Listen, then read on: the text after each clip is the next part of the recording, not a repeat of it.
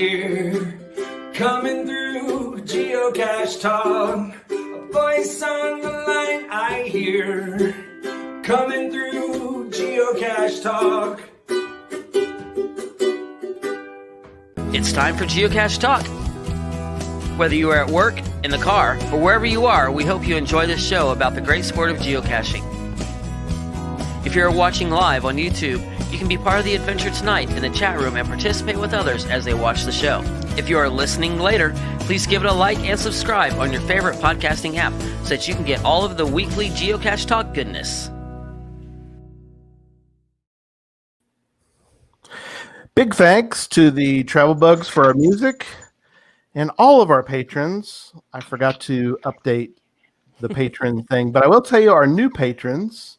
Our new patrons are Autumn EB, Team Monroe's, Jokerus, Skippy Teddy 83, and Casper Fly, and Retired Guy.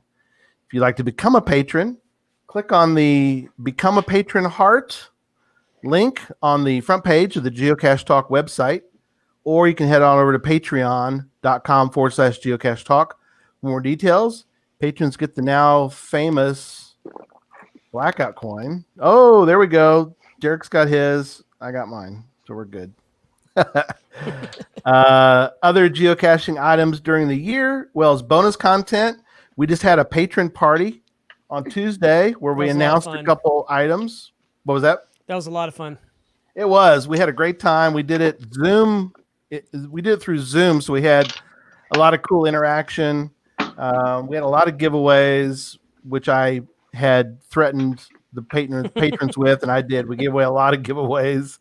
Yes. So that was a great special event, only for patrons. We have a couple announcements that we made to them that we're going to give. We're going to do one of the announcements next week, I think, during the next show. So come back next week and you'll hear a major announcement for that, but not this week. Nope, and you're not going to want to miss it. You don't want to miss that. Support levels start at as little as Bison Tube level. That's $3 a month. Well, let's jump right in. We got so much to cover, so let's jump right into show 217. So we welcome back to the show Alexandra Boylan. Alexandra, welcome back to Geocache Talk. You can't hear me? I don't hear anything. Oh, okay. You can log out and back in. That should help it.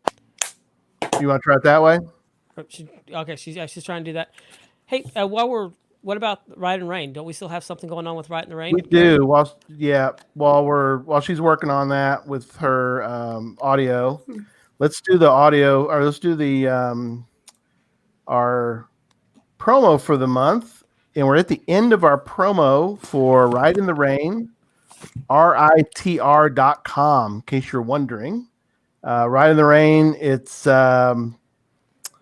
promo code Geocache is the code to use, and you get at least 30% off. And Derek, as you know, you can get up to almost 50% off sometimes. Yeah, just depending on how you use the promo codes that are going on at the same time.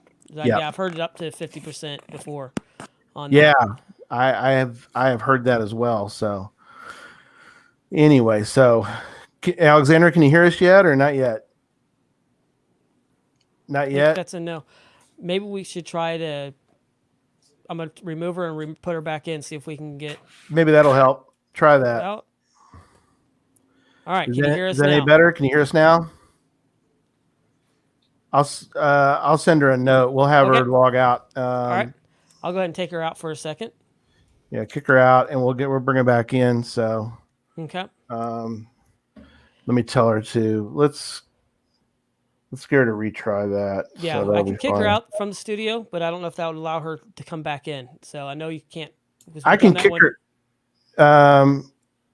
No, I want. No, I just want to kick her out. Oh, she's out. She's out. I did that. Okay, you did that. Out. So I'm gonna send her a quick note and have her get back on, and hopefully then her audio will be fine. So, sorry guys for all the technical difficulties. This is what happens when you're doing a live show. It happens. It happens. But one of the things, well, I guess we can go ahead and talk some of the what's coming up this week. Go for it. Of course, Gadget Talk this week we got coming up on Tuesday night. We're going to be doing one of the Chad's. A lot of people have been asking Chad Here about she how to comes. do Hang on, we'll the get inserts for the ammo can. So that's what we're going to be building on Tuesday night okay. on Gadget Talk. So we're going to be doing that. So you don't want to miss that. And that's at Cool. 8:00 Central, right here on the network. Oh, So I think it'll we be might a be lot able of to fun. hear it. Can you hear us? Yes, now I can. I couldn't hear All anything right. before. I'm That's okay. sorry. I don't know what happened. That's okay. That's We all can hear right. you now, and you can hear us, so we're good. So, well, Yeah. welcome back to the show. Let's start with there. Thank you for having me. I'm stoked to be here. Absolutely. Alexandra's been on a few times. We had last time was at Christmas time. We were doing Podcast to Hope. We raised, I think it was about $8,000 for St. Jude. And thank you so much for being on for that. That was a lot of fun. You're welcome. That's wonderful news. Yeah, that was a fun night. We always, we do eight straight hours of podcast, so that's always crazy. Crazy. Crazy. Crazy. Yeah, exactly. Yeah, I love that. Yeah. So a lot to talk about tonight. But Derek, go, finish your thought. We're going to jump into. Okay. So I things. think I was actually pretty done. We're going to be doing the ammo can insert on Tuesday night on Gadget Talk. So, and then the following week, right here on Geocache Talk Network, I'll be here once again. Memphis is still, well, Memphis is supposed to be in Memphis tonight. Yeah, Memphis should be in Memphis of all places. Yeah, for a strange thing. But next week we're going to be talking about something I kind of do a little bit is some creative cache builds. So that's going to be next week. So you're not going to want to miss that. So a lot of gadget stuff this week coming up on Tom. Tom wants to do. I've done 12 hours. Tom wants to do 12 hours. No, we're gonna stick with 8. I don't think YouTube allows longer than 8, anyways, without having to restart. So, UDAC, by the way, Alexandra, it lives out in Los Angeles. Oh, cool. So we got some California folks in the chat room. But yes, she's right. Almost Christmas again. So crazy. It's been a crazy year. So. Yeah. So, first thing I want to talk about because I can, because I started Geocache Network, and by golly, I want to talk about it. Alexandra will let me talk about it. So I'm wearing my Thor shirt, as you can see, wearing my Thor shirt because it's still to me a crazy story, and I don't think a lot of people in the public really understand what all goes on. And I don't want to spend a lot of time on this, but I do want to cover it again a little bit. And that is being a stand-in on a movie. And so Alexandra was able to be a stand-in on the first Thor movie, which was, of course, funny because you didn't really understand where they were going with Thor at the time.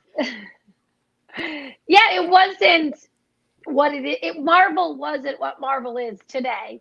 Right. And they had only made like Iron Man at the time, and I still didn't quite know. And I just heard they were looking for Natalie Portman stand-in on Thor, and I had just worked in Albuquerque, New Mexico as Megan Fox's stand-in on a movie called Passion Play.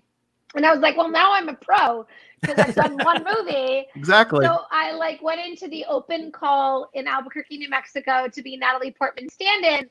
And funnily enough, I actually got the job. But then they called me later and they were like, to be honest, you don't fit in her clothes because she's like a size 000. Like she's very little. When I met her, I was like, oh yeah, I am not that little. Yeah. So they actually called me and said, we're so sorry. You can't be a Natalie Portman stand-in. And I was so disappointed. And then they actually called me and said, do you want to come in and be Kat Denning's photo double? So a photo double and a stand-in are different. A stand-in, you literally go in and stand in for them and do the lighting and the cameras. Then you walk away and the actor comes in and does everything. A photo double is actually photographed as the actor from afar. Oh, okay. So they called me and said, do you want to come be Kat Denning's stand-in because your sizes match Kat Denning's? And I was like, sure. So I took a one-day job for the first day they were filming Albuquerque. and I just sat in a trailer. They actually never brought me out to do anything. Oh no. But but it was funny because at lunch I had befriended some of the local stand-ins. So I went to the catering lunch to eat with them and say, "Hey guys, what's up? I didn't get the job as Natalie Portman stand-in, but I'm here because of Kat Dennings." And actually, the cinematographer saw me in the lunchroom and said, "Who's that girl? She matches Kat Dennings like to the T. Let's bring her in as Kat stand-in." So they actually let the other Kat Dennings stand-in go, and they brought me in, and I got to be her photo double and her stand-in. That's how I got the job. I always say yes to every job you can get because you never know how it will turn in. And then I ended up doing the entire New Mexico run of Thor, which was all the Earth scenes. All the scenes that take place on planet Earth were shot in Galisteo, New Mexico. Wow. That is cool. That's cool. Yeah. It's more, I think the thing that, at least I had, I think maybe a lot of the people in the public don't understand is when they think stand in, they go like, oh, literally just stand there. And then when they're ready, it's like, no. There's a lot more work that goes into being a stand-in. It's a lot of work. People don't no one has any idea how much work it is. And it does depend on which film you're on. So for Marvel and for Thor, we're working with huge stars. We're working with Kenneth Branagh, who's a huge director. If anyone knows Kenneth Branagh. Oh yeah. He was the director.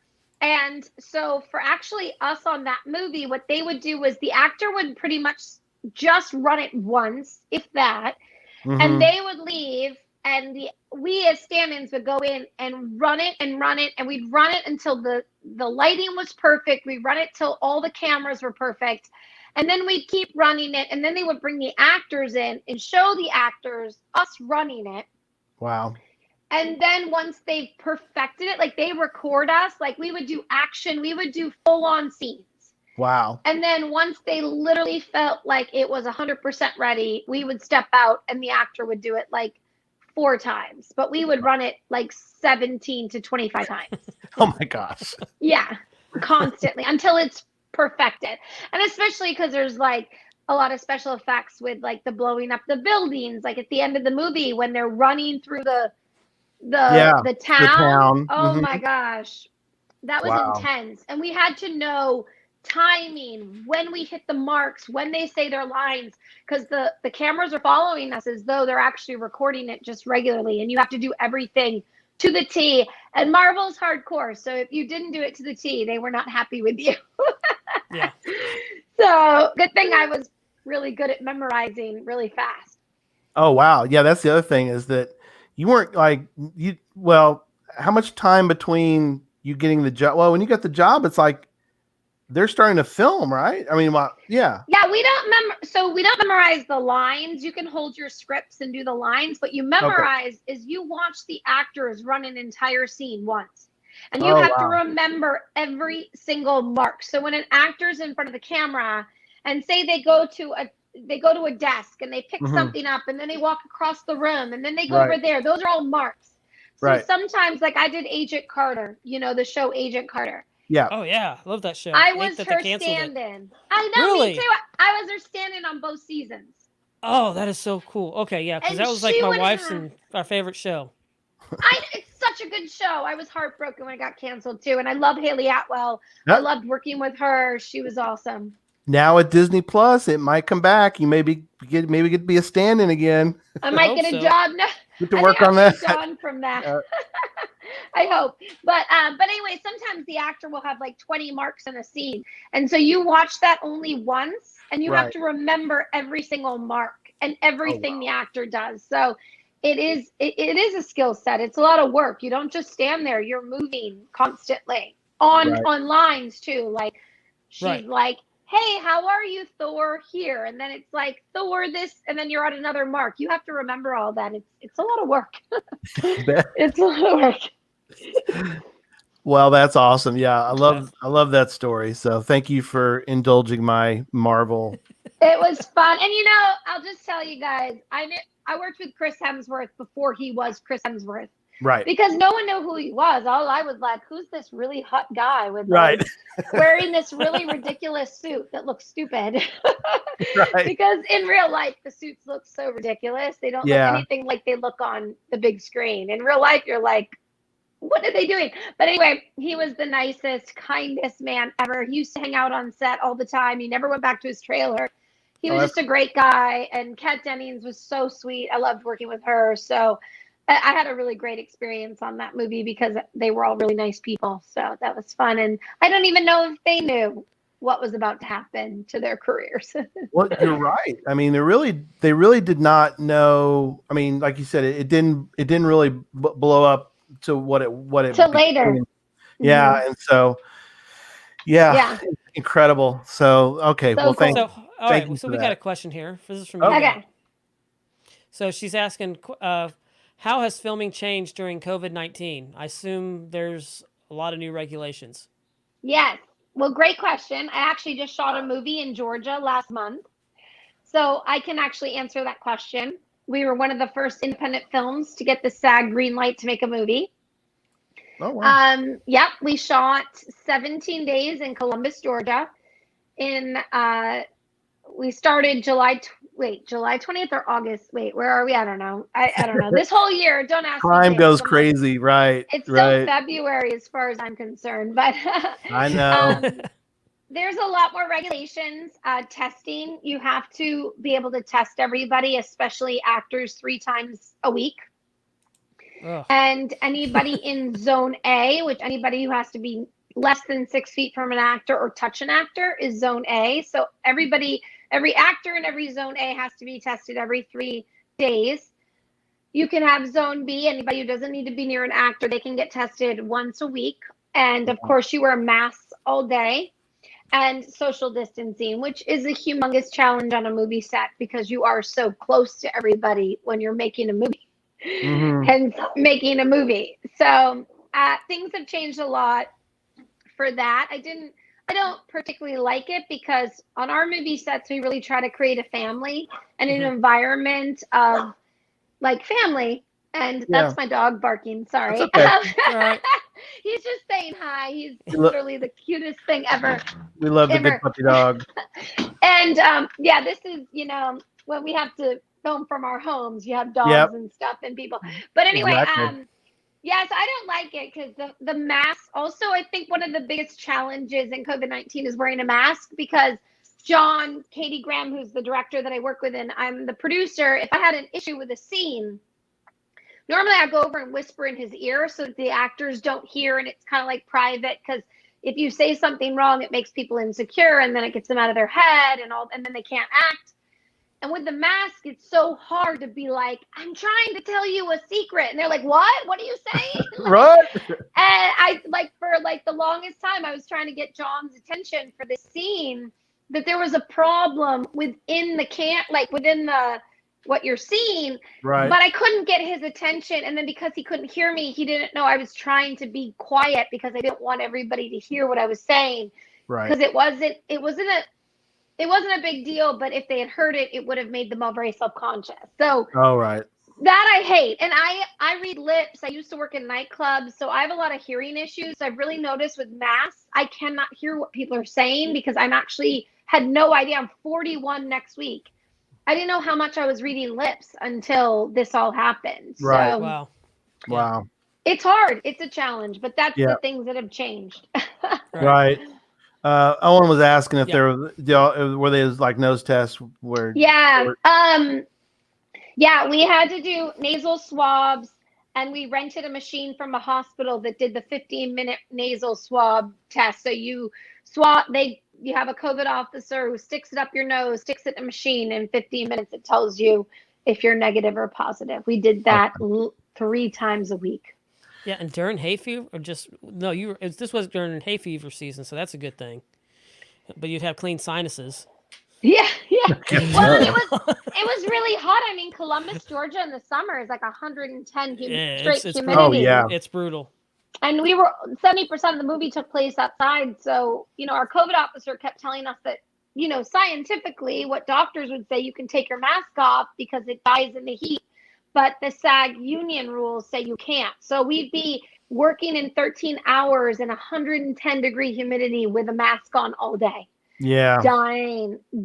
And my brain, like half the days I was like, I can't, I'm not functioning correctly because I can't think. So Right. did you have to do the actual scenes with the mask on as well, or could you take it off during the scenes? Well, I produced that movie. I didn't act. The actors they can take their mask off when they perform the scene, but the Okay. entire crew who's outside working Right. has to wear their mask at all times. Okay. That was hard. Because actors can also go inside and take a break, be in air conditioning. The crew Right. doesn't get a Nope, break. crew doesn't. Nope. Take a break. Yeah. That's all gotta be hard too on makeup and wardrobe and all that because you got so many other things to deal with other than Yeah. obviously the heat. you know. Yeah, we So put the heat challenge on top of everything else, and wardrobe. Yeah, making a feature film, making a movie, making anything is so hard anyway. COVID just adds to the stress and we stepped out in faith and God protected us. We did 342 COVID-19 tests on our set and not a single positive test. wow, that's good. Wow, that is great. We were so protected and we felt like we were supposed to make the movie. But if you ask me now, I don't know if I don't want to do it again in those Right. conditions. You Maybe want the winter and not in the summer. 'Cause that Yeah, was really and hard. let's hope all this gets over so we can get back, like you said, Get back to normal, or get back to whatever the new normal. normal is. Yeah, I want the so- old normal. the old normal. I love the old normal. I need a shirt like that. I want the old normal. I want the old normal too. I don't. Yeah. So last week we had on Doug McCrae, who was the co-inventor of Ms. Pac-Man. Great stories he told, and it was just a lot of fun.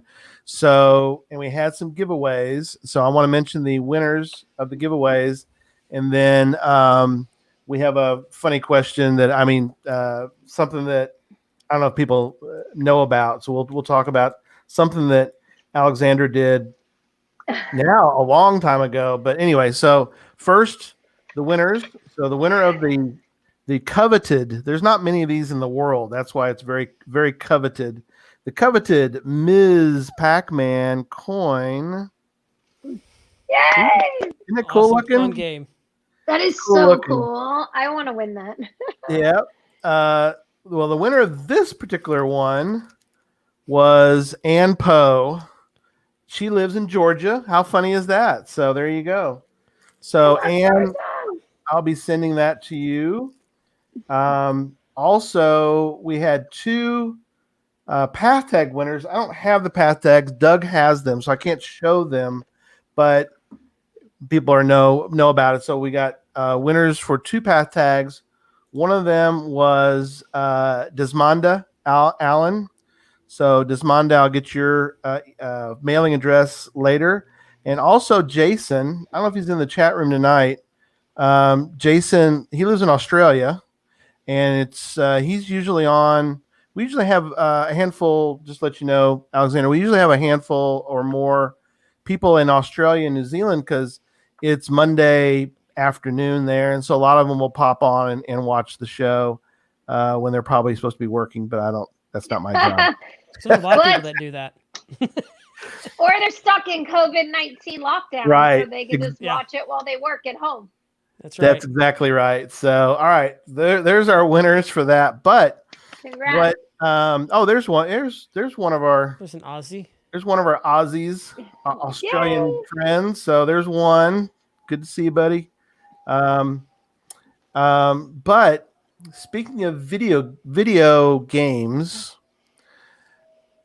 Alexandra was in a video game, correct? True? Is that a question for me or your audience? Well, I should have asked if people. We could have made it a true false thing, but yeah, go ahead. Tell us were you True. actually part of a video game? Yes, she was. True. She was Pizza Girl. Pizza girl in your pizza adventure. Yes, your pizza adventure.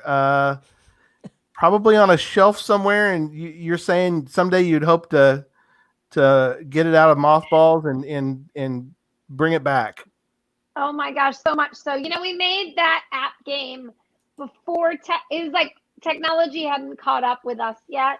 We made an app game that was ahead of its time Right. when the phone just wasn't big enough to handle watching a movie and making choices in a game. Right. And if we redid it now, there's plenty of room on the iPhones, and we kind of crashed the phones, even though Apple loved what we did. Apple approved it immediately and was like, this is really incredible. You guys made something that shows what our phones are capable of doing. But it was just a little too soon, and we ended up having to pull the game. And now, you need an app developer. So that app developer's kind of gone on with his life, and we just need to figure it out. Yeah. And we've gotten busy. So the Thank Pizza Ninja. He didn't just make that up. That's his normal name. Is the Pizza Ninja. I love it. It does sound like a great game because he's the Pizza Ninja. So there you go. Yeah, that's Your pizza adventure. Yes. You would love it. The game was about delivering a pizza, and you are a pizza delivery guy, and all along the way you get to make choices that either kill your pizza or keep your pizza surviving. So the whole thing is keep the pizza alive. And the whole game is you encounter everybody who wants your pizza, because who doesn't want a pizza? Right. And because we wanted to keep it kid friendly, we don't kill the pizza guy, we kill the pizza. So we came up with like 68 different ways to kill a pizza, which is pretty fun. So was it like the movie Multiplicity at the end when Doug was delivering pizzas and he's throwing them? Like he's like delivering a paper? Delivering a paper. Right. No, because in our game, the pizza is so sacred. You don't hurt the pizza unless the pizza gets killed, unless someone kills your pizza. Yeah, That's my son would agree about this pizza being sacred. Yeah. It is sacred, yeah. Owen in Kansas City says it's somewhere next to the ET Atari game. That's where it's probably sitting right now. It is. So, that's great. In Mexico, out in Awesome. Well, speaking of New Mexico, let's talk a little bit about At Your Own Risk. Okay, yay! Please stick around. We are going to talk about. We'll get into Switched here in a little bit because I just watched that and I loved it. We'll talk about, but I want to talk about At Your Own Risk a little bit. Okay. And Derek's going to have better questions than I because Derek has done production and he's done things. So he's going to ask. He's going to ask some camera. We could get. I have the cinematographer Richard Galley and the director John Katie Graham are both at my house right now partying. Right. So if you want, I'll pull them in. And I mean, Rick. I mean, have you seen it, Derek? Have you seen At Your Own Risk? Okay, is it not the most incredible cinematography? It was beauty shot after beauty shot after beauty shot. And we made that movie with $1,000 and 4 people. Right, and I could tell, because I know a lot of cameras, a lot of it was shot on a GoPro. Am I correct? Yes. Well, we use drones with the GoPro. The GoPro. You used the Solo 3DR, which I have one. Yes, and John and Rick can they were operating the drones because we had like a drone on a drone because there's characters a drone, but we needed the drone to shoot the character that's a drone. I mean, it's pretty cool. Yeah. Thank you, Catcher. Thank you. Someone said that Catcher Nick, he says a great movie. Yeah, I'm going to show part of the trailer. Can you go grab John and Rick and have them come in for a minute? Okay. Yeah, go grab them. Okay. While she's doing that, let's show a little bit of the 2 seconds. Can I have you? Trailer. You might want to share the screen. John, can I have you for 2 seconds? Sorry, guys. I'm getting John and Rick. I'm going to mute her. Okay. There we go. I thought that was your screen going for a second. Oh no, I was going to do a screen share, but I'll wait for her to come back. Okay. I don't know how long. Well, let me share part of the thing when we come back, and when they come back, you can take them off of. Yep, I will. Off of mute. Oh, hang on. See, this is why. Nope, you had it. So, no, I didn't have the audio part though. Never mind. Hang on. Some technical difficulties tonight as we're having fun tonight. We're having fun. No, we're having fun. We're having fun. All right, I want to show this part of it. All right.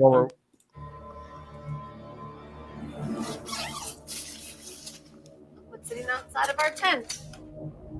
Is this part of the game? I don't like this. Did we read the rules wrong? No, we didn't. There's supposed to be someone here. We made it to the last cache. Come out! We want our money and we want to go home. Wait, they want us to know they can see us. At least that means they didn't abandon us in the middle of nowhere. You think they're going to start telling us the truth now? I want to keep playing the game. You want to finish the game after all of this? Yeah, I do. Let's just get home. Maybe there's some things about me you don't know. There's gotta be a mistake. How did they send us? I'll stop that for a moment. We get John on. John, thanks for popping on with us tonight. Hey, Hey, I'm happy to be here. Can you hear me okay? yeah, Yeah, we got you're you. good. I was showing a little bit of the trailer while we're going to get you, but yeah. So thanks so much. We're talking about different things. We're going to talk about Switched here in a minute, but we're talking about Add Your Own Risk, which we loved, and we've talked about it. You know, we talked about it on another show, but it's been a while now. It's been a couple of years, and but I think when we talked last time, I want to say I was in Kansas shooting interviews for like a crime show. yeah, I think you were. That was that was crazy. Yeah, I mean, you two are always busy and doing great things. It's neat to hear the stories of everything.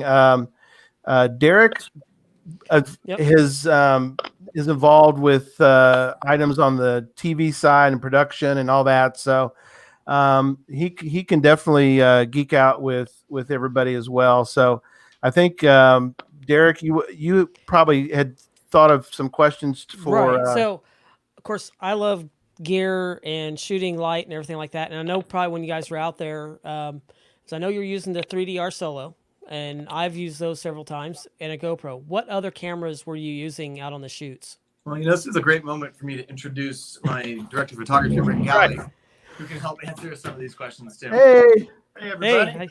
Hey, good to see you. Yeah, So I don't know if you heard the question, but on the Act Your Own Risk, besides the GoPro and the 3DR Solo drone, what else other cameras were you using shooting that movie? Our main camera was the Sony A7S II. Okay. And honestly, it was our workhorse. It was that a set of Rokinon primes. Okay.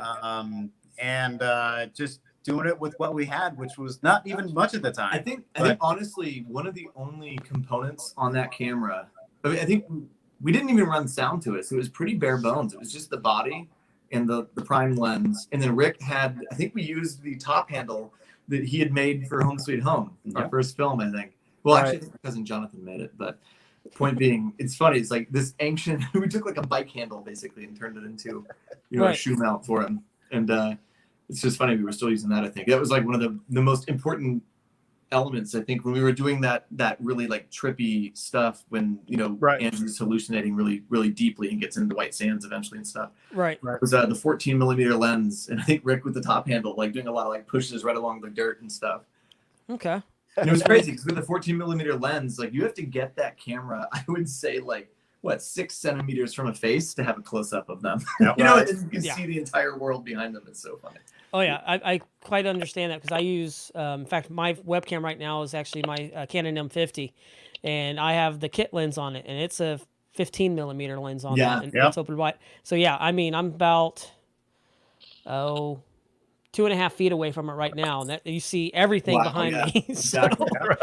So no, I understand completely about that. And of course, the GoPro has such a wide angle lens, anyways. It does. It's a problem, and I have to. When I was running it with the Solo, I would put it on narrow often, the narrow field of view, and then still, I'd have to sometimes use a program to unbend it a little bit. Yeah. Now, what were you guys editing on when you guys got back with all the? So that was the first time that we worked with our editor Lex Benedict, and she of Long Lost Pictures, and she edited it on Premiere. Okay. Up until that point, I'd only used Premiere for like my faster edits that I put together, like for web content and stuff. I'd kind of jumped for the other features between Final Cut and Avid. Okay. But now we're all Premiere, basically. Yeah, I mean, especially when Final Cut jumped to X, I think they lost just about everybody that was on there because I was using Final Cut 7 and all the broadcasts that I was doing, and when they went to X, I kind of stuck around for 7, and then now I'm pretty much all Premiere now Yeah, follow after Adobe 7, I Suite. bounced to Avid for a minute. I Yeah. liked how stable Avid is, but man, it's just not flexible. So No, You it's know, not. um, Yeah, there's so much more that you can do with Premiere. So yeah, that was really cool. What was and your audio? How were you guys capturing your audio on that? Were you running around with the So- boom arms and? so the audio, I believe we had 2 wireless mics and 1 boom, and Okay. basically I just ran all the audio myself because I could, and it was definitely very distracting at times. And if it wasn't for Rick and then Helena and Alexandra, I would have been in trouble most of the time. Yeah. But yeah, we just ran it to a Tascam recorder. I think it's a Okay.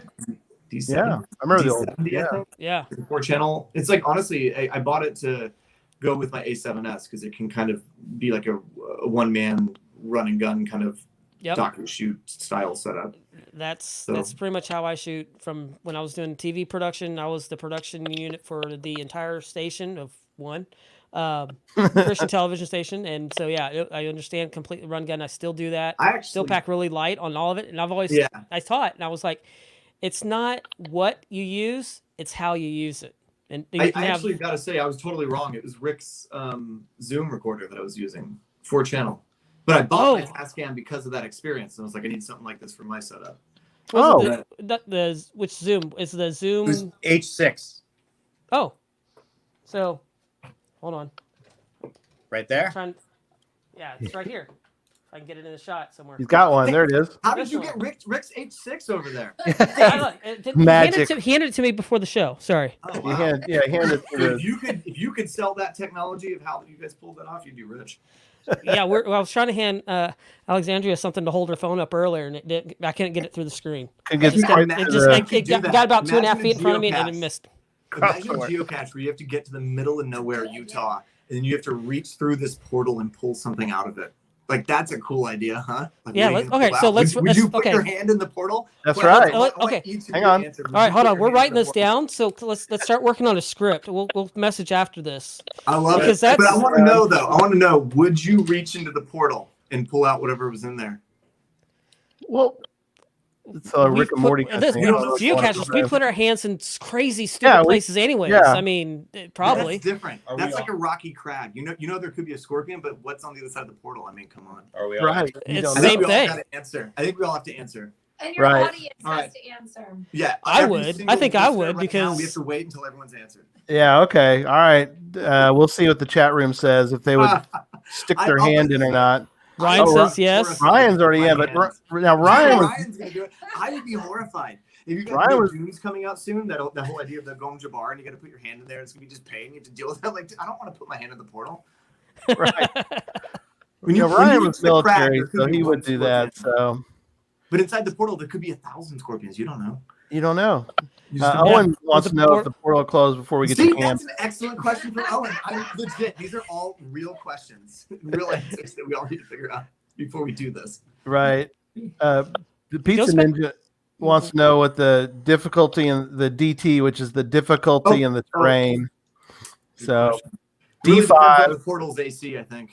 D5 for difficulty. The most hard difficulty and the worst terrain. So, which that's really cool. Yeah, what if it's at the top of like a bouldering climb, and you just had to reach your hand Right. up and in, you know? And And then it comes an anvil when you pull it out, you'd be screwed. UDEX says to send in the drone first. Drone first. That's good. That's smart. That's a good It'd be answer. like Stargate. You send it through. You Yeah. send the And wait. yeah. You send wait. See. Okay. What's the telemetry coming back? All right. We're good to go. Let's go. Crazy. One of those Uh, kids' toys that you squeeze the end and it's the clamp that just. Oh, yeah. Oh yeah. Yeah, Hey, we yeah, got. the baby I was gonna say we have a monster. mirror, but that doesn't work because we won't be able to see back. No. Yeah. Owen wants a tot grabber, which is the tool of the That you were trade. just talking about the Yeah. grabber. Yep. If you had one of those colonoscopy cameras, you could like. Yeah. That's Send the phone awesome. through with the selfie cam. There you Oh, go. yeah. There you go. With Yep. with the selfie stick. Okay, so let's. I want to show the last little bit of this trailer, and then you guys stick around for a second. We want to wrap up talking about At Your Own Risk, and then we want to jump then into Switch. So we'll get to that here in a moment. Let's watch the last little bit of this, and then we will move on to the next item. But let's watch the last little bit of this. I can't take it anymore. They're winning. And I want to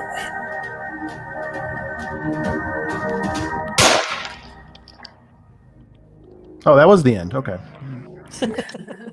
Jumped in there. Oh, I like the glitches. The glitches. Yes, yes. So, all right. That was great. Yeah, just a fun. It was just a fun movie, and we've talked about it, and we've talked with y'all before about it too. The fact that there's not but behind me's Treasure, which is really one of the very few geocaching movies that was done, of course, as a film school project, and it turned into where Chris kind of kept it going and was able to sort of market it and get it out there. There's been a geocaching horror movie, but it was bad. I mean, it was really, not just the horror part, but the acting.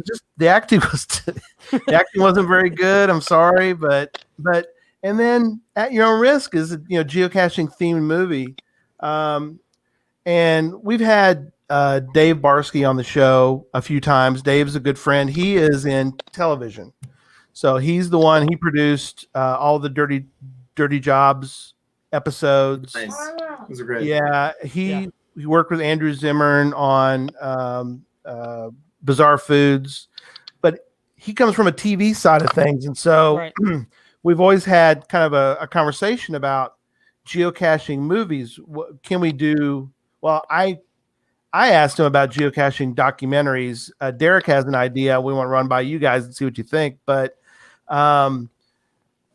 do you think that there's enough there to make that people can make a geocaching movie? I know you guys kind of pulled it off. I mean, like Alexandra said, $1,000 and some good 4 people and some good equipment and some incredible talent. But I think that regardless of budget, you can kind of make a lot of good ideas function around a geocache, even if it's just as a way to like get into the world, like a lot of these, the dumb kids go to the cabin movies. It could just be some kids go off on a crazy adventure trying to geocache something extreme and end up, in the descent or something, that we know of. I think that would be an awesome idea. And even what John just asked that question about, like, what if there was a portal and would you stick your face? I mean, right there, you can make an entire movie around that idea to get into the portal. And then the decision of what you're going to do when you get there. That's a movie right there. And then the idea of like this group of friends who know about it, controlling it, trying to keep it secret, and then, not introducing other people to this portal. And like, maybe like you can pull out whatever you want or something. Like, who knows? Right. Interesting. Right. That is awesome. Yeah. I mean, the biggest thing about a movie, you can have a $1 trillion budget, but if you don't have a good script, it's going to be horrible. So even if you have a great script and a little money, and it's going to be great. So it's all the story, and it's all the storytelling. Yeah. So these guys are awesome. It's fun. It's like, and I appreciate that, but it's really not just exclusively us. It's like sort of our way of operating is that, I mean, for sure, at the end of the day, like, there's people that can have a final say, but I think that there's a kind of a sandbox nature to what we're doing, where it's like, even today we did a pickup shot for our recent movie, and it was just a shot of food being plated, like being put onto a plate. And like, I decided what food we would get, and I got a couple of extra things, and then Rick showed up and started deciding how we'd light it and like kind of where it was a good place to put it. And then we started pulling out stuff, and then we both started kind of like arranging things. And before you knew it, there was this beautiful shot put together. But there wasn't really like a master plan of it. It just sort of tumbled into existence. Right. And I'm not saying you should not have a master plan ever by any means. I'm not saying that. I think I'm saying that sometimes what people forget, especially in the studio level of movie making, is that sometimes you can plan something to its grave, Yeah. Oh, yeah. Well, I think we've all seen movies where we stop and we go, or, even in the movie, you kind of stop and you go, really? Did we want it? Did we want to go down that road? I mean, it seems like that this was written and nobody took the time to really kind of think it to the final act, It's like, and that's a problem. That's an opposite sort of problem. Yeah. Right. not putting enough effort into it and jumping too far too fast or something maybe. Right. Yeah. Or you get to the end of the movie and you're like, okay, so they wrote the movie and they didn't know how to end it, and so they just threw an ending together and just tossed it out there, and it's like, no, that's not good. But okay, one more thing I want to ask you guys, and then we want to show the Switch trailer, and we'll talk a little bit about Switched, because I just watched it this week. I thought it was wonderful, but I want to talk about it in a minute.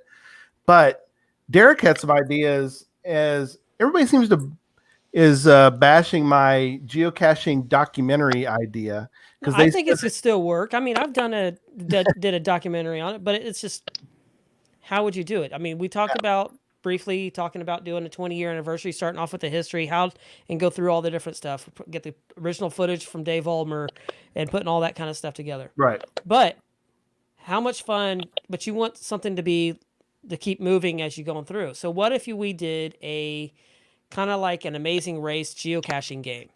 So you'd have to we drop somebody off in this area, and you have to get these different types of caches, and how to get different difficulties. And the higher the difficulty, the more points you get. And if you end up getting a DNF, you get points subtracted. And those did not find or anything like that. So that would be like, but you don't know what the other team's doing, which ones they're going to.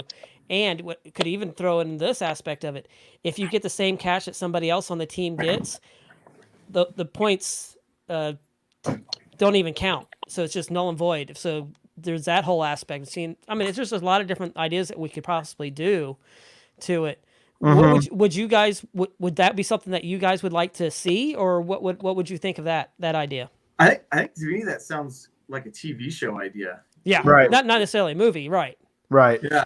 I mean, I think that it's kind of, there's been sort of, I can't remember the names of the things, but there's been stuff that's in the vein of some of that stuff that's come out with different competitions. Yeah. But I think that you could make one that's more about the geocaching and like maybe the natural beauty of the areas you're in, Mm-hmm. Right, for Travel Channel or something like that. Actually, yeah. You know what? We should talk offline, because I might have an idea of someone we could pitch that idea to. Yeah. Yeah. Okay. All right.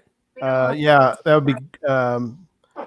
I think that's great. I mean, I love those ideas. We talked about, you could go a couple different routes. The thing that always came out was that there's not enough tension in a documentary. You have to have enough, and this is from Dave Barsky mentions this, is that there has to be some reason why people are buying into watching it. I always mention Mountain Men or Alone, some of those shows that are on TV where the reason people are kind of get bought in is because there's something's going on that they're trying to either survive or there's something like that. So I think it could be done in a way where you could almost like a treasure hunt. People are always fascinated by, with Forrest Fenn. We always talk about him on, when people searching for in the Rockies there, Forrest Fenn's treasure that was found not that long ago, a couple months ago. I think there's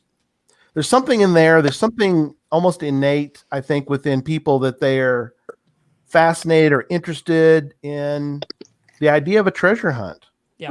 Our last movie that we just shot in Georgia, I was telling you guys, it's called The Inheritance, and it's about an estranged family that all returns home to bury their mother, but really to get their inheritance. And they find out that their mother buried the deed to the estate on the property and left them all these clues and challenges that they have to find it. So it's exactly what you're saying. It's a treasure hunt. They're looking for their treasure, and they have to it's kind of like Clue meets the Family Stone. Oh. Very universal, very fun. Everybody can relate to that kind of movie. So I love that. My brother won the Amazing Race the second Amazing Race.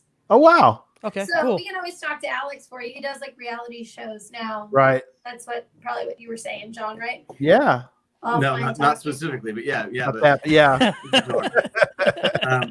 Alex, John works with Alex all the time. They work together. Right. Yeah. That's cool. awesome. Yeah, and then so that one's very similar to geocaching. Have you all thought about doing another geocaching movie? I mean, I haven't really specifically thought about it, but since the moment we were talking just now and you were talking about could movies do more stuff like that, I had already started thinking about how great a way it was to introduce all kinds of things like monsters and portals and Yeah, Well, So, and with absolutely. I had a skinwalker idea a long time ago that I didn't Right. flesh out very far. You know, this idea of like some, you know, I for sure was like white boy bastardizing something that I'd probably have to look more into. I do look into things that I look up, but you know, it's the concept of some evil entity that can like, you know, body snatch the look of someone else, like a chameleon kind of thing, you know, the thing. Right, in a right. sense. Yeah. And guess what? It was about some people that go to a cabin. But what if it was about some people that go extreme geocaching? Like that's cool. Oh yeah, You know? Why there. not? Right. There's a lot of people who do that. They love the extreme. They want to go to the top of the mountain, or like you know. You know, it's not geocaching, but there's this Instagram account. I think it's called Scout Overland that I watch, and there's like on Instagram occasionally, and like this dude just like travel. He tries to go like extreme distances without using a proper highway. So he's using as many like ancient roadways as possible. So like there's times where he's on the old Oregon Trail, and then like it's just like amazing the stuff that he posts, and then he ends up kind of in the middle of nowhere on what is technically a real road, but it's like not a road that you've ever seen or been on. It's crazy. That's cool. Yeah, so I'm sure there's a lot of geocachers that do that kind of extremeness. And so you're talking about making a show. It's like that's a cool thing. It's like what if that's how deep and how buried and how tucked into the history of the area you're in that those geocaches are, you know? Right. It'd be cool. Kind of like Survivor Man. Remember Survivor Man? Yeah. Kind of how Les Stitt went out and kind of shot all his own stuff. It was kind of like the first of when that was kind of doing, but something maybe like that would be kind of interesting. Like you're talking about the extreme geocaching. Somebody goes geocaching on their own and they document the whole thing. I mean, there's a lot of vloggers that kind of do that, but not to that extreme, I don't think. Yeah. But you're right. There are some what we call them lonely caches because they're not found very often, but they are literally miles and miles away from everybody. And people, there's some extreme cachers. That's what they want. They want to go after. They want to go after one cache that's out in the middle of nowhere, and then that's because some people always want to find a lot in one day, but a lot of these people, that's all they want to do. They want to find one, and they want to be on a list that only has 12 names on it or something. Right. Yeah. Well, when COVID-19 hit, that my first thing was the best movie to make right now would be At Your Own Risk too, or a similar situation. Yeah. Like go out in the New Mexico desert, a couple of us, and go make a movie with no crew, really no cast.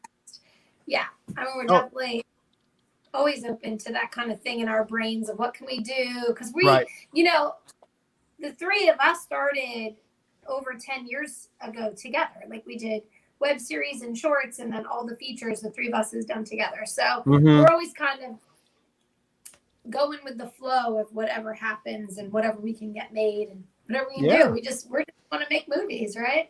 Right. That is awesome. Yeah.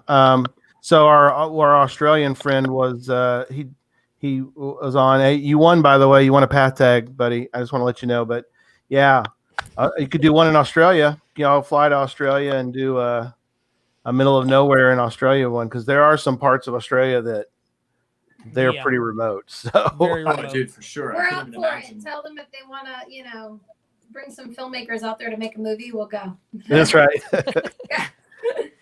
I'll be a grip. I'll come out and be a grip. Your grip. I'll go out too. We'll get all that put together. Somebody will fund it. I'm sure somewhere. We'll take them. We'll take it. Let us know. Not this year, but maybe next year. Yeah. Not this year, but next year.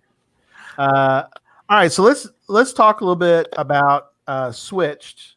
I want to show the trailer, and then I want you guys to talk about everything about it. And we'll kind of talk about it a little bit from there. So let me show the. Oh, is everybody gonna switch gears? Oh, they're leaving us. We're switching gears for Switch.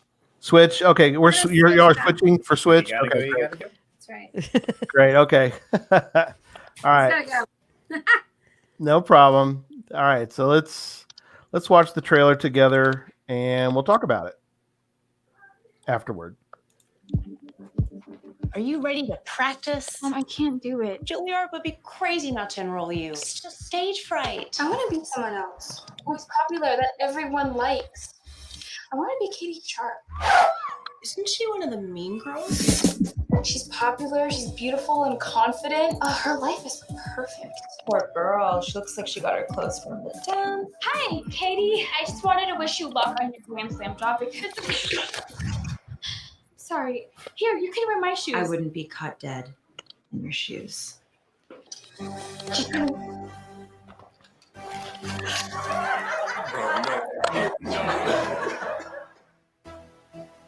Sis, I'm so sorry. I don't want to talk about it. Dear God, please show Katie Sharp what it's like to walk a day in my shoes. Walk a day in my shoes. Walk a day in my shoes.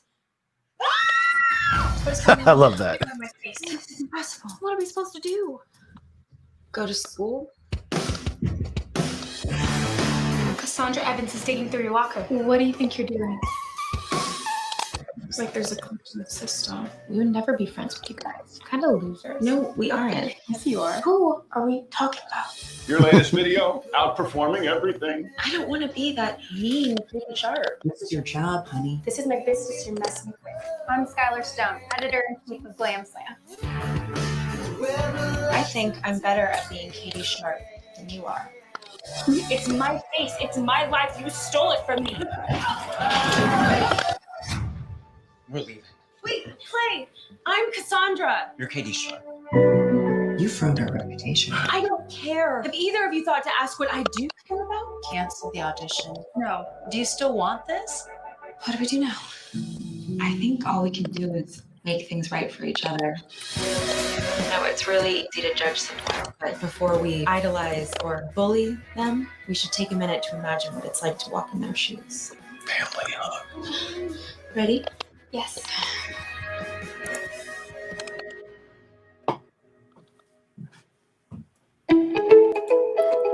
So they were well. Y'all were great. That whole thing is great. I mean, just tremendous movie. Everybody should watch it. I mean, I don't have kids that age, but my wife does work for the school district, so she's wants to watch it. I was able to watch it. Derek is involved. I haven't had a chance to watch it yet. But yeah, Derek's involved with. In fact, tell them real quick about your. We were talking about anti-bullying this week on your podcast, right? Not on mine, but my wife on My Spectrum Life. She was talking about bullying and how with the COVID and all the schools having to be virtual, how it has increased so much in cyberbullying and everything, and just some of the statistics. Of course, even with autism, I think it was up to 93% of kids with autism report that they've been bullied online, and that's just really heartbreaking. And just hearing that, so one of the things that the challenge that went out was to, on your Instagram or on one of your social media posts, do a story about how you're standing against bullying, and maybe even a story about how you were bullied, and hashtag it not on my watch. And also kind of tag at myspectrumlife.com or at myspectrumlife on social media and all that, so we can kind of see the kind of everything rolling in. But that was just something this week that we're talking about, and it's just the stats that we're seeing were so scary. Can I back up? Did you say you're doing a hashtag about that right now? Yeah, we started it, and I don't know how many have really starting to do it. It was just something that came up, but yeah, it's hashtag not on my watch, and it was tagging that. I know my wife's co-host Kelsey is in the school system over in South Carolina, and she started challenging the principals, and they started challenging people. I think there was last time I heard, it was like around 150 to 200 people in that area that were doing it. So we're just my wife's podcast is just starting, and so it's just something that we're trying to catch on, and just with autism and the bullying and autism and all that, it's just it's crazy. It's important, and I would say that if someone has kids out there and like you're talking to your kids about it, like sometimes preventing this stuff can be as simple as like just stepping up in a little conversation that you and friends are having. Like I remember, I think I was in 8th grade. And my friend's sister, my friend who was my friend in 8th grade, his sister was in 7th grade. Right. He got held back to be in 7th grade again.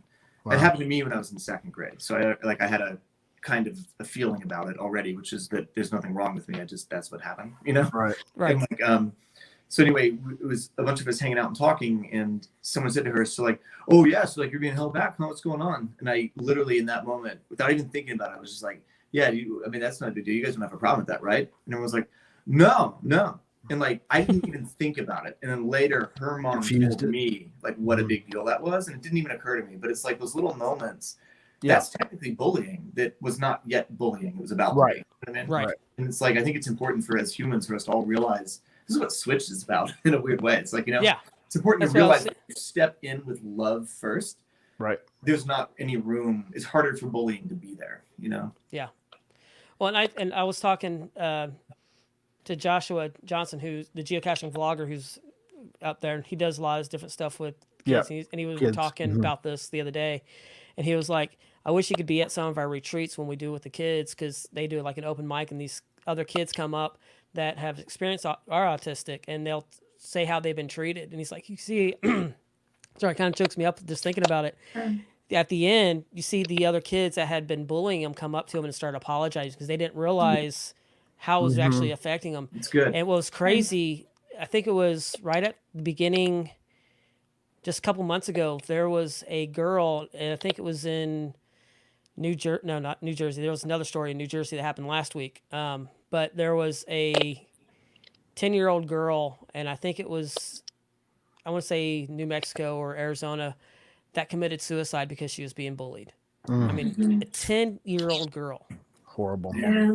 No, it's just, it's honestly, I think that the truth is this, like, I think that America's reached a point where we think that strength is in being like, you know, the aggressor first, but strength is actually something totally different. You know, strength is in the quiet gentleness and the kind words and the thought to say something good to someone and to stand up for someone when they need your help. Like, you know, like those are the things that we've forgotten. We're remembering them, I think. Well, Derek, what you said just now about like the kids telling their testimony and the other kids hearing it and then going to hug them and apologize, that was so much of the Switch story that we really don't know what someone's going through until we literally walk in their shoes. And if you could actually live their life, how would that change your perspective and how would you treat them? So I love that you shared that. And that's such a huge part of the Switch movie, which we hope that kids and parents will watch it together and talk about it and be like, okay, like, why is the bully the bully? And then if you bully somebody, this is the chain reaction that you could do in their life that could make a 10-year-old girl. Right. Make a difference. Yeah. Yeah. And then my wife just popped on. Yeah, the girl was in Arizona. Arizona. I mean, honestly, though, I think it's regardless of the state, though. That's like it could be any state. Yeah, and that's it's happening everywhere. And you know what's also scary to me is if you think about it, like, I think about, and this might just be me, and I know it's not as simple as this by any means, but it's like, if someone had been mean to me when I first moved to Louisiana, I would have felt alone and probably in that place of, you know, I guess I would have been 12. So yeah, like, you know, it could be possible. But like later in life, like I had a friend circle that I trusted and loved that would protect me if I felt bad, you know? Right. So again, I think it's like, are these people not feeling like someone's got their back, maybe? Or, I mean, I'm oversimplifying it, but again, it goes back to that idea of you should tell people you care about them. You know? Right. Yeah. It's important. Always.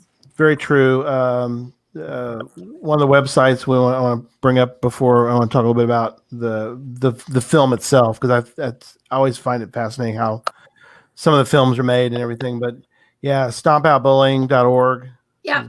Great website for that. So that'll be in the end of the movie. Yeah, we give the website for kids to go to, a call to action of if you're being bullied, go here and they'll help you. Great. I think it is still about bullying. I think that's what we did put in the credits. Yeah. Yeah. Very cool. Yeah. So the filming of the movie now, I think we talked about this when we did Podcast of Hope in December, but I want to make sure I get it right. But is that the same school where you filmed Catching Faith and Catching Faith 2 or no? Catching Faith 2, yeah. Okay. Catching Faith 2 and switched at the same high school in Louisville, Kentucky. That's really cool that you did that. So cool. Yeah, that you're able to do that. So incredible acting. Thank you. Yeah, yeah, you're great. You got to play a school teacher. Did you ever think you'd ever play a school teacher? No, I never thought I'd get old enough. That's a great answer. You're a very young school teacher, Alexandra. Let's put it that way. Teachers are young though. I don't know if anyone knew that. But. I still am 19 in my head, so Right. I'm still in high school. We all are. I write high school movies because I'm still Exactly. Right.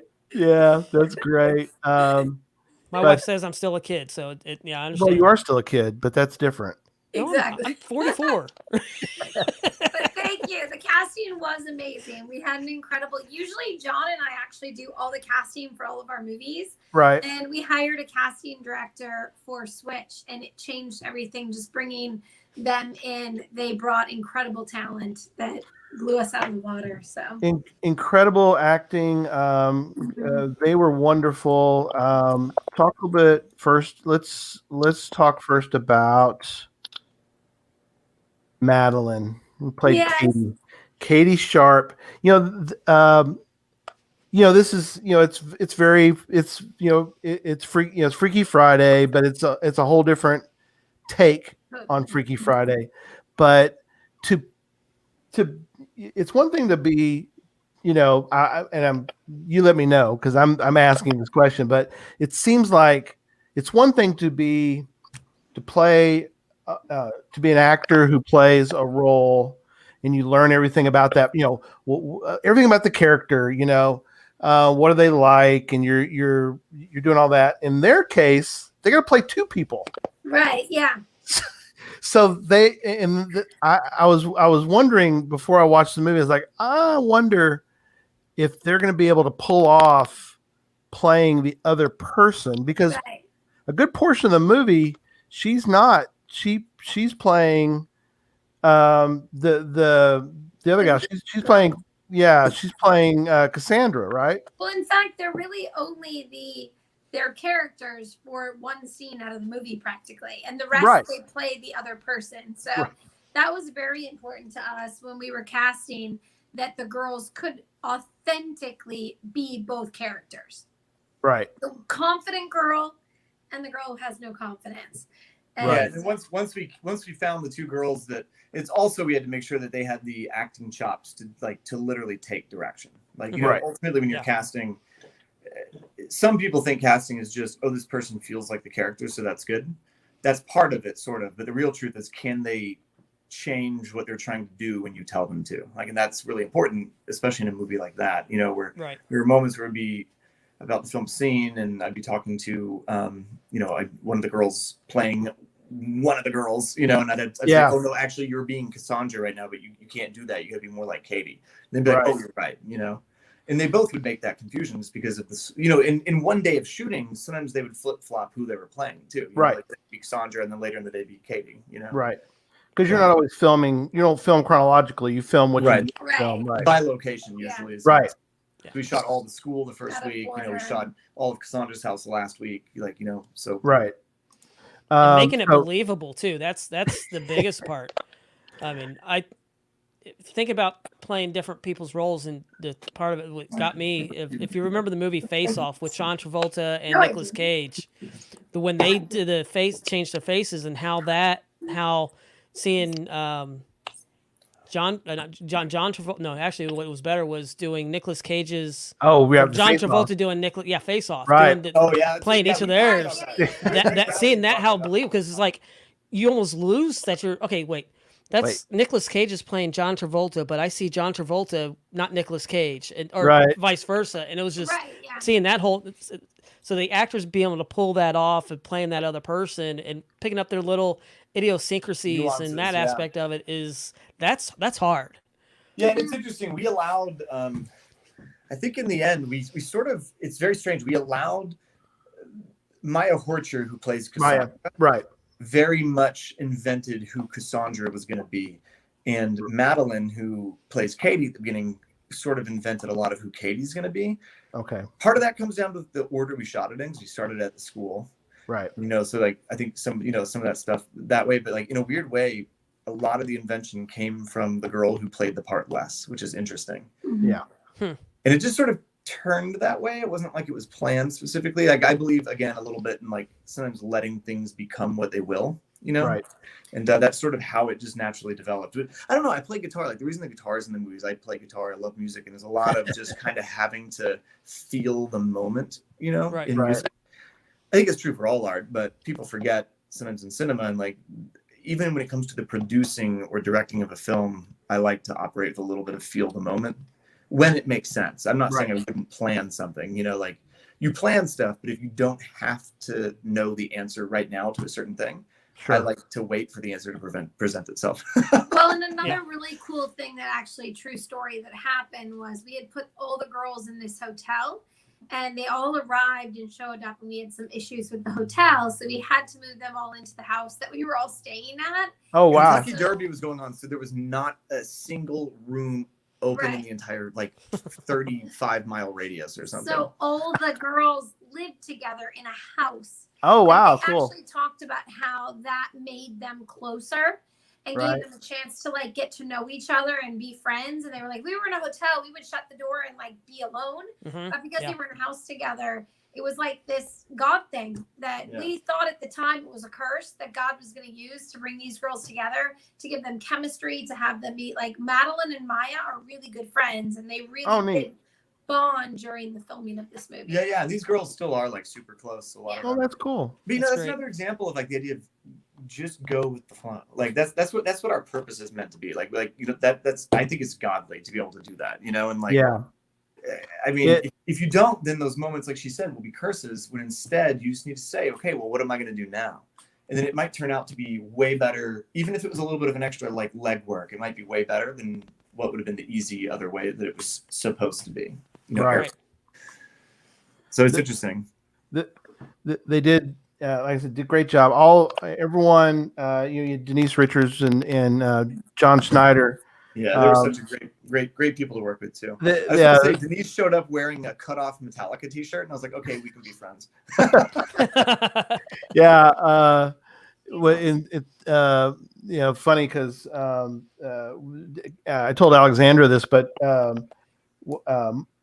I'd already moved out, but my parents still lived on this particular house in San Antonio, and people moved next door, and I thought, wow, that's kind of crazy. This guy's got a exact replica of a General Lee. It's like, wow, I wonder, I guess he's a big fan. And then it's like, oh, that's John Schneider that lives there. It's like, oh, wow. That's the General Lee too. Isn't that crazy? Yeah. So, did he bring it on set? Huh? Did he bring it out on set while you guys were shooting? Oh, not to Louisville, Kentucky. Because I think it's in Louisiana, and he was in Nashville at the time, which is why it worked out to be in the film. So he just drove up from Nashville. Right. They did a great job because you really are like, oh, they're like the worst parents, and it's like that's the idea. What's important is that they were the worst without actually being really bad people. They were just they were the worst in that kind of annoying, disengaged parent kind of way. Well, we wrote the characters really hoping that they wouldn't be villainized. We definitely didn't want the whole, oh my gosh, the non-Christian family are these horrible things. We don't like those stereotypes. Right. We really wrote them so they were just kind of ditzy and not really paying attention to their kids' life, which is, or being, a stage mom or stage dad. And they read that script and they came in on day one. They nailed it. They got it. They were like, we understand these people. And they were hilarious because we wanted them to be funny, not where you're like, ooh, they're so mean or horrible, you hate them. More just they're hilarious because they're just in their own agenda the whole time, which they were amazing. They did such a good job. They were great. They played it perfect, like you said, and you definitely got that very same vibe, Alexandra, that they're just they're like you said, they're very ditzy. They're sort of, they're oblivious. Yeah, they're oblivious. They are oblivious completely, but so well done. And John, you're right. The guitar playing and the music is to me was very important in the movie, and really makes for, I won't spoil it, but it makes for such a great crescendo to me, because the sound in a movie obviously is critical, and music in a movie can really like make a movie go from good to great. And I thought that the song and everything really kind of was a great crescendo to me. I'm glad, and I was worried because the song plays 3 times, and I was really trying to make sure that we didn't overdo it, and I think that we figured out how to make it work. Right back. But it's amazing.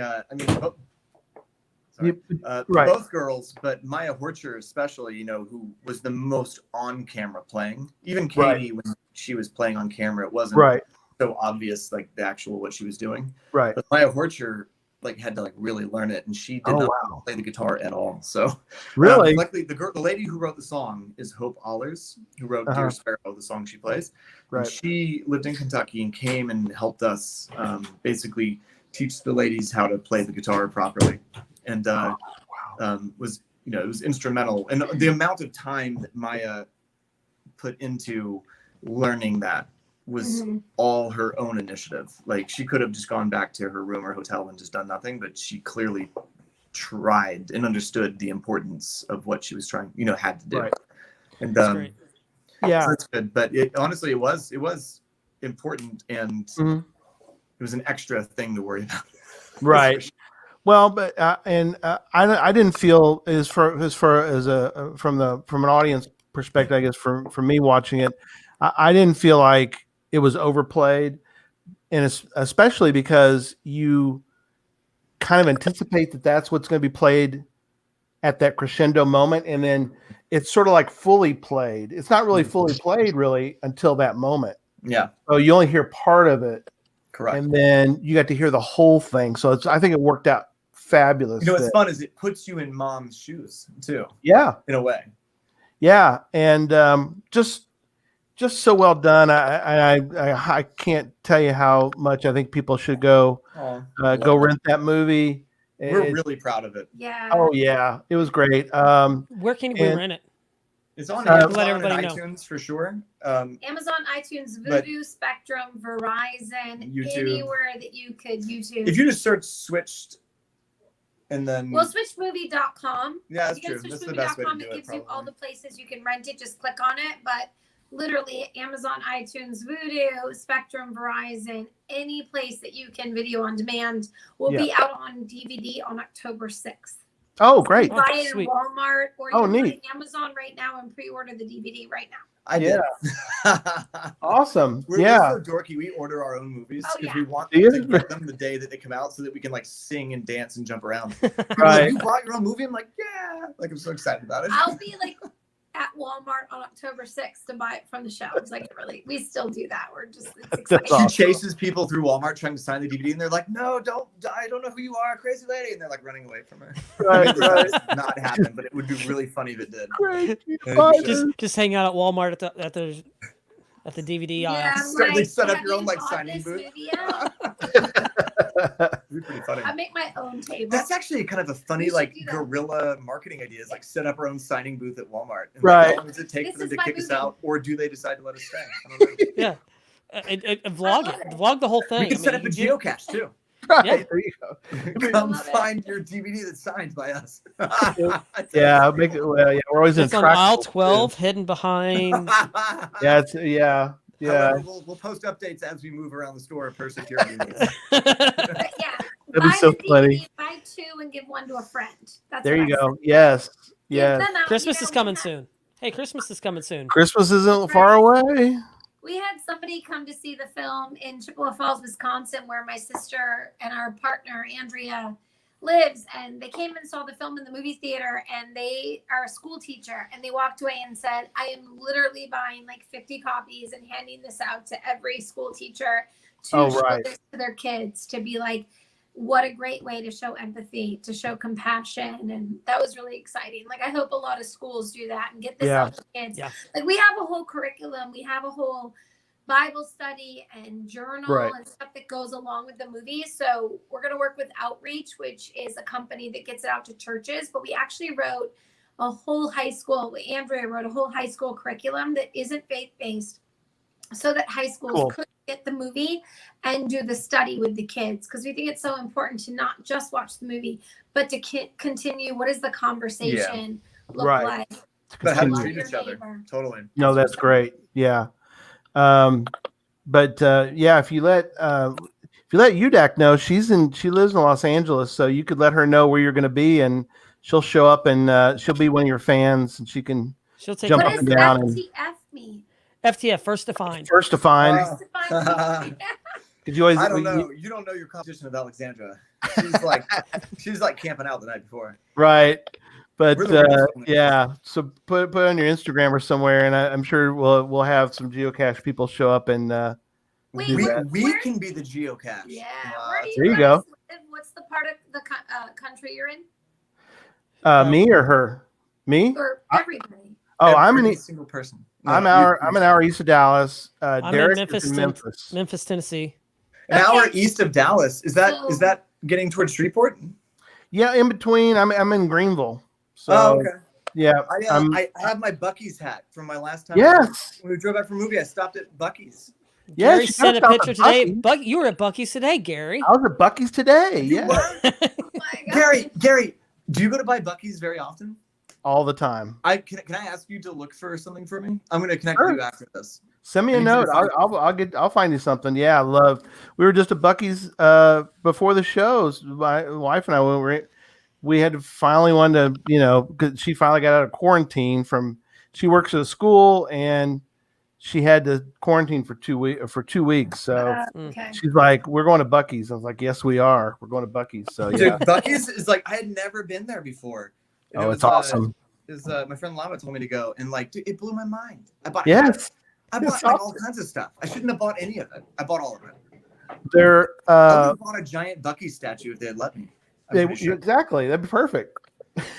My son lives in Macon, Georgia. He lives in Macon, so he's not. But he said they're building a Buc-ee's in Macon, Georgia. So if y'all are ever filming in the Atlanta area, you can run over to Macon. Let's do that, because we were just in Columbus. But right. Well, I just said that because Switch is playing in a movie theater outside of Nashville, Tennessee, a few hours outside in Tennessee. So. Oh wow. And it's in 15 movie theaters right now. So I was just checking. That's awesome.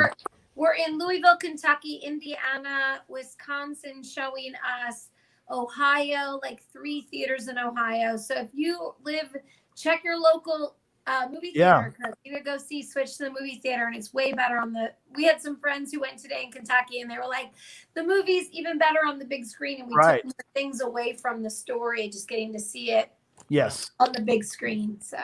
Yes, no, you're exactly right. We were fortunate enough to see Treasure, which was a geocaching movie. We actually got to see that. I saw it in a drive-in of all places, and then I was able to see it actually in a theater. But seeing it at the drive-in, and I'm such a kind of a movie nerd, but I was so thrilled because I'd helped Chris market it. And so he didn't tell me this. He didn't tell me this. I'm at the drive-in and I'm watching it, and we had promoted this whole thing. So I'm watching it, and the credits are rolling, right? Who watches the credits? Well, and there weren't that many credits, but it's rolling. Yeah, Derek watches them, and my name comes up in the credits. No way. That's awesome. Yes, he put my name. He put several geocaching people's names in the credits. It was very surreal to see your name up on a drive-in theater screen. That's pretty cool. As it's rolling, plus I didn't know it was happening. So it's also a rare thing more than ever, specifically the drive-in. Well, it used to be rare, now it's more common. Right. That's pretty cool. Ryan gave me a hard time because I had seen the movie so many times ahead of time. That's what Ryan said. That I was reciting the movie during the thing, and I had to shut up because it was like, oh, I'm saying the movie, because I had worked with Chris on the movie beforehand. So I got a copy of the movie beforehand, and I watched it, a bunch of times. And by the way, it's got hidden trackable codes That's a big deal with Because you had asked us about 8 Run Risk if there was hidden codes in it. Oh, We were yeah. like, Yes. do not follow the coordinates. There's nothing there. There's nothing sorry. I mean, Yes. It wouldn't be hard to get to. It's just middle of nowhere. No. But there's nothing The there. people on the back of coins, I'm going to cover it up because people will try to cover it. But on the back of the coins, right at the bottom part, there is a trackable code. Here, I'll show part of the trackable Well, code. of course, they had these too. Oh wait, yeah, let's see that one. Oh, that's Cool. That's a big deal. Oh, the treasure. Yeah, I got one of those. Oh, Wow. that's really cool. Yeah, that's rad. Yeah, cool. Focus. Yeah, Focus. I know it's not one to focus now. cool. Oh well. See if I Pretty can- amazing. All right. Yeah, hardcore. We have. Wow. Oh, it's got a heart. It's got a heart with hands shaking. I love that. Yeah, that cool. Hey, it's like Switch. See? It's like Switch. It's like a Well, circle. It's going in a circle. But the thing is, it comes off too. It does The different. part comes off. Yep, I got mine too somewhere. So yeah, so it comes off with different things. Oh, wow. So you can add it on there. That's Yep. amazing. Oh well. That Yeah, was the thing you that's another- found in the cache or what? Those are usually you can find coins and caches, geocoins. Most of the time, you find the path tag because people are willing to. These are path tags that. Here, let me see if I. Let me do this real quick. So that's a path tag. Oh, that's cool. Wow. One of our path tags. Cool. So So it's just people get them made and they leave them in the cache or what? Like yeah, that's they their leave token these for leave? people to find. Yeah, because I know you can leave tokens and stuff. Yeah. So this is a trackable, or it's That's trackable. cool. I had it there for so there it is. Now, would you Focus ever on it. consider leaving that in a cache that you ever found? Like, would you? Oh ever yeah, leave that? I would What? leave it. Oh, the coins probably Like not. pass it along. No, Okay. I would not leave a coin. Not leave a coin because people don't know because the Sure. coins Yeah. you're supposed Yeah, to. yeah. Those coins are about can be anywhere from $15 to $20 to $30 each, whereas these Mhm. path tags are about. Miss Pac-Man. Oh, one. I'm sorry. I meant a path Yeah. tag. Like, would you Oh, ever take oh, yeah. something you found and decide to leave it in another cache? I'd leave path tags. Yeah, Yeah, path tags I leave all the time. yeah. Path tags they're not very expensive to purchase, and a lot of people love to. Oh my gosh, we got a whole pile of. And people Yeah. love. I got tons of. Yeah, them. look, If you- Derek's if got all you- his behind In him. light of our last movie and what to do with your inheritance, if you had no one to leave your inheritance to, would you consider leaving it inside of a geocache somewhere and hiding it? Oh wow, That's a good one. question. There you go. Hmm. That's. I think that sounds like a movie script. It The does, huh? richest man on earth leaves. His John Graham, inheritance. everybody. John Graham. John Grant, Yeah. that's an idea. I actually just read an article about the jelly bean guy. Did you guys hear about that? Yeah, for the golden ticket. Yeah, The it comes golden out. ticket for Yeah, the jelly I'm bean entered in program. for it. So. I'm Oh, going that's for right. You it. told me about that. Yeah. So I'm waiting for the clue to come out for Tennessee to see what Yep. what I can do for it. So it's a golden ticket. You can. I've definitely heard about that one.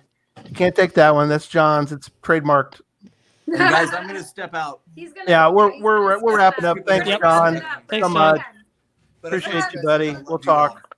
And this was fun. We should do it again soon. Oh, absolutely.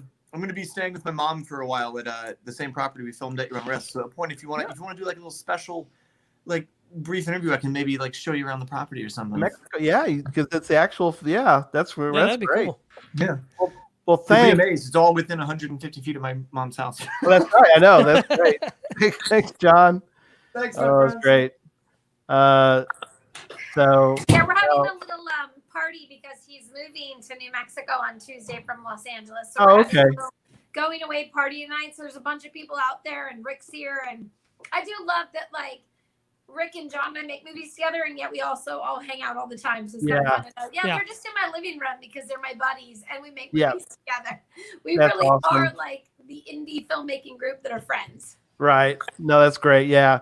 No, well, we'll wrap up so you can get to the party. But thank you so much, and it was a lot of fun. Love talking about different movies. I think the audience loved it. They were very engaged in all of that. So again, thank you so much, Alexandra. We'll talk again Yes. soon. And Thank you. Yeah. Well, well- can I just say Yep. to wrap it up too that like thank you for all the kind words about Switch. To me, this is one of my biggest passion projects of my life. I was so bullied as a young girl. Girls can be so mean to each other. Like, you know, guys kind of like punch each other and they're like best friends again. right. Girls are so mean in very, very manipulative ways. And if they don't like you, they make your high school year or the Ugh. rest of your high school done. So Wow. when this idea came to us, it was so important to me that I could be a part of maybe changing the narrative for young women. Yes. And in fact, when I met with some really big studios, and I won't say studio names, but I had one woman who was like, we get a lot of guy bullying movies, but Right. we rarely see girl bullying movies. Right. It is something that needs to be talked about and dealt with. So I really appreciate all the kind words, and I really want everyone to see it because this movie really deals with girls and their Yes. relationships with each other. No one's chasing boys, which a lot of the movies are still about girls chasing boys. And I'm like, come on, it's the year 2020. Can we teach these girls something new? That like relationships with each other are important. And if we take that into adulthood, we don't have to step on each other to get somewhere. We can actually climb the ladder together and help each other. Right. So No, this movie means a lot to me. No, that's wonderful. Yeah, no, I wanted definitely to cover that because I agree. I mean, Derek and I, we can see it from the outside. I mean, Derek has a daughter. I don't have any daughters, but I have, been around and had friends who, who are girls who, it can be so devastating. And for guys, it's like, oh, like you said, you kind of give them a little hit on the shoulder and you go, yeah, you'll be fine. It's like, but there's a lot there that we got as a society. We've got to get over this idea that all that stuff is okay. You just can't be part of that. We've got to stop. And we need to know what our kids are doing on social media. Right. I think that's a huge part of this movie. It talks about finding out what your kid's doing. Yes. Because you might not even know. I mean, a girl who came to audition for us, you guys, a girl came to the audition, said to me, this movie is so important to me. My parents actually moved me out of my hometown because the girls who were so mean, they were telling me to kill myself.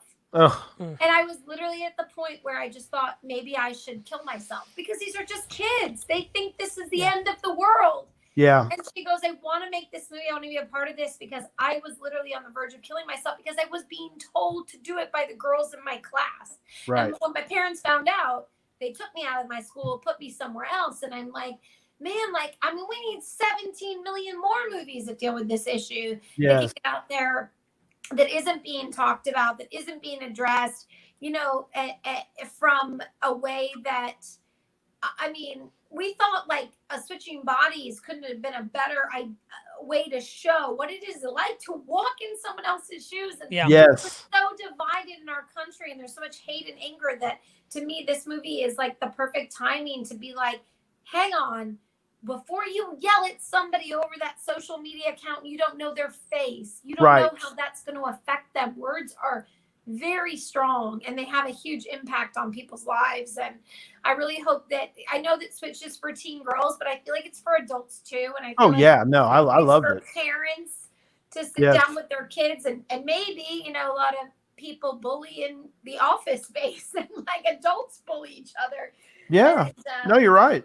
Yeah. So I hope that it kind of starts a love revolution. And, some of the messages that we have already received are overwhelming of girls being like, wow, I might not envy that person. I'm going to think a little bit about how great my life is. Yeah. Because there is this like ideology of looking on social media and idolizing somebody and saying their life's better than mine. Yes. You don't know that until you live their life. It's all just facade. Anyway, I go forever. I just thank you guys so much for promoting Switch because I think it could change the world. One of our reviews was like, this could really change the world. And to me, if we change one person's heart, then that's enough because that could change. And if one of the things I really want Switch to do is to kind of make people think about why the bully is a bully because we need to love the bully. We need to find out what's wrong with them.